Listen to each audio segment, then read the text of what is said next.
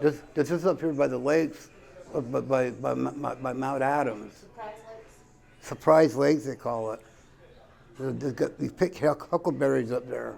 Hey man, this is for natives only. This the Indians pick berries on this side. The white people pick on the other side of the road. My first personal encounter was about 1980, prior to Mount St. Helens erupting. There were 2 boatloads of us coming in to our fishing camp, and as we were coming up to the dock, we seen something standing at the top of the gangplank. At first we thought it was one of our cousins, Big Billy, because this was big. This was huge. It had to have been at least, I'm saying, 8 feet tall. We hit the engines back on because we were gliding in, and I was the youngest man aboard the boat, so it was my job to tie up the boats, and we got the hell out of there. We found another place, man, to tie up at, and we went running into camp. My mom was there and some other ladies, and crap, we started strapping on our weapons, rifles and pistols, and the ladies, they all got like excited. You guys ain't leaving nowhere without us, because we started loading into trucks. A truckload went down by the dock. We had spotlights on down there so we could possibly see. What we, more than like, we smelt it too. What did it smell like? It smelled like something like dead. It had an overpowering odor. And another rig, man, went up to the top side, to the top road. We didn't see nothing, but nonetheless, man, we were posted up all night, you know, doing guard duty, because it scared the shit out of all of us. That was my first encounter. That was in 1980. This is just prior to Mount St. Helens erupting.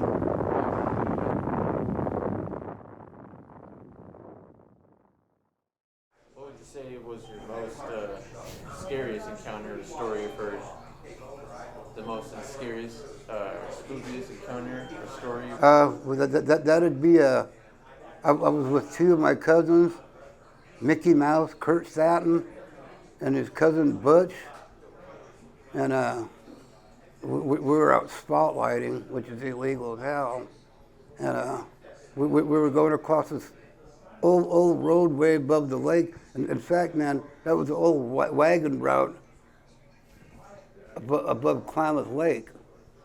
Anyways, we were spotlighting, and Butch spies a deer up this hillside. Geez, that must have been over 300 yards. He had a cannon for a rifle, a 460 Weatherby. He shoots his deer, and I didn't know he was afraid of the darks. He didn't want to go there, go look after deer. So Kurt and I, we both went up there. We get up to the approximate distance so we figured where the deer was at. I only took like a 22 Magnum rifle up there with me, and we couldn't find this deer at first. And we were walking back down the hillside. It was really steep too. It was probably, I'd say maybe 45-degree angle. Anyways, we were coming down the hillside, and about that time, a light breeze started wafting down the hillside, and Kurt and I both said this at the same time. Man, can you smell that? What the hell is that? It was a bad odor. Just had the odor, kind of like something dead, like a dead smell. It's my understanding that that's what he smells like. That's the second time I've smelled that smell. And you knew what it was? And my, you know, throughout my ears are going hunting. Anyways, that smell wafted down the hillside, and Kurt grabs a hold of me, and I'm trying to keep the rifle and the flashlight pointed in the general direction to where we heard this like growled. it was a weird noise.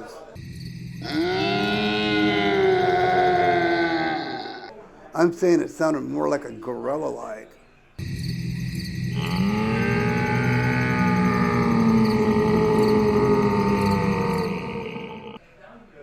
You know, apish of some sort of primate sound. Anyways, Kurt yanks me off of balance, and I'm trying to get him off me, and he's climbing up my leg, and part of my pants was like pulled down past my ass. I'm getting ready to butt him in the face with the rifle. I said, "Kurt, did you shit your pants?"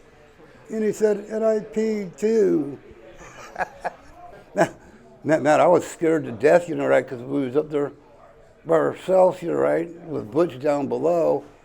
I said, "Butch, hit that big spotlight up here, or something up here." And about that time, Butch smelled that smell too, and he said, "What the hell is that, Bigfoot?" Shit, man, Kurt took off running down the hillside, and shit, I grabbed that deer and I threw it down the hillside, and the deer rolls down the hillside, and whatever that was, what we smelled, it started going ballistic. It wanted that deer. It wanted that deer, you know, that without a doubt. So Butch mangled that deer with that damn elephant gun he used, that big 460 Weatherby. So I cut off the first front quarters and went up as far as I dared to walk, you know, right, because I didn't want it trying to grab me. So I threw these front quarters up the hillside, and we got the hell out of there. I never went back to that particular area. I thought I was seeing things. You know, I had my Steiner binoculars.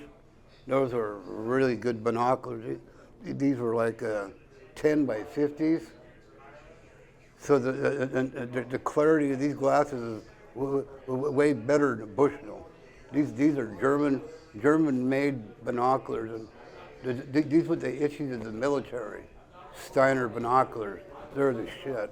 Anyways, there's a group of people that go up there because in this general area, there's a lot of UFO sightings, and these people that do go up there, they're hoping to see the big guy. Well, we call him Skookum.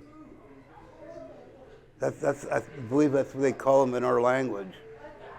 I can't know if that's right.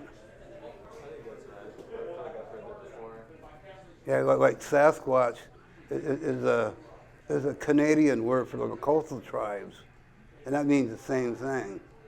You know, the man of the forest, the hairy man of the forest, because that's what Sukul means. It means the hairy man of the forest. Like I'm saying, I've seen tracks in that area, like miles and miles apart. And who's going to know that I was in these particular areas to make tracks? I say it's bullshit. Nobody didn't go up there and make them tracks. They were there. They were made by a tangible, living being who just happens to be, you know, about 10 feet tall or so. Even Grover Krantz, Professor Emeritus from the University of Washington, a professor in anthropology, Emeritus. That means he's a foremost authority in anthropology in this particular field of study.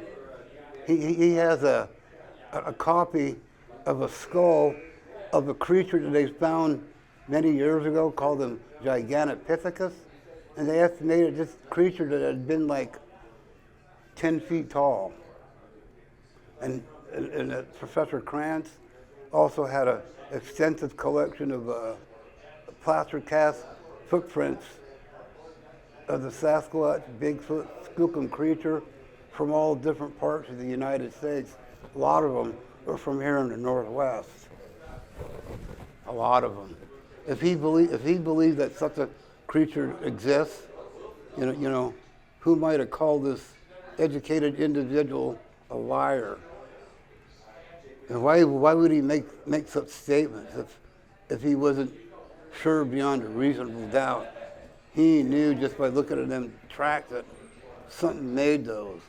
A primate that we don't know about. The missing link, probably. There were elders, they were discussing him. We were told not to whistle at night or go by ourselves because they were wise. They were wise people, the old elders. I call those old men the old men with the braids. If it wasn't for them and the old ladies, we wouldn't be here as a people. They saved us. The old ladies kept our culture and our songs intact, even though, man, the United States government, man, was trying to eradicate our culture and our songs. But the elders kept that alive, and that's why we're still here, because of their determination and perseverance. Like I say, if it wasn't for them, we wouldn't be here.